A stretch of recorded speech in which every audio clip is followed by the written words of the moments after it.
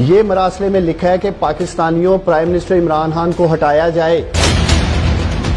اگر وہ طریقے عدم اعتماد سے نہیں ہٹایا جائے گا تو اس کے باوجود عمران خان بطور پرائم منسٹر ہمیں قبول نہیں ہے. اس کو ہٹائیں ورنہ اس کے کانسیکوینسز، ہاریبل کانسیکوینسز پاکستان بھگتے گا.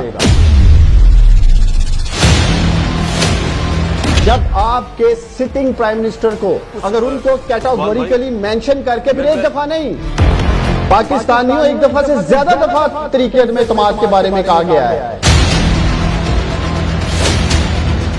طریقے عدم اعتماد اگر پاکستان کی نالائق اپوزیشن ناکام ہو جاتی ہے اور اس سے یہ بچ نکلتا ہے، اس کے باوجود پیچھا کریں گے، چھوڑیں گے نہیں پاکستان کو. کیوں کہ پرائم منسٹر عمران خان نے خود مختار خارجہ پالیسی کی بات کی ہے. پاکستانیوں،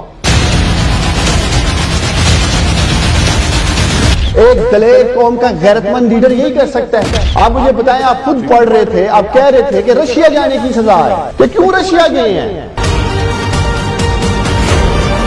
ہاریبل کانسیکوینسز پاکستانیوں یہ ہیں کہ آج فیٹف میں اگر ہم گرے لسٹ میں ہیں تو بلیک لسٹ میں ڈالیں گے پاکستان کو.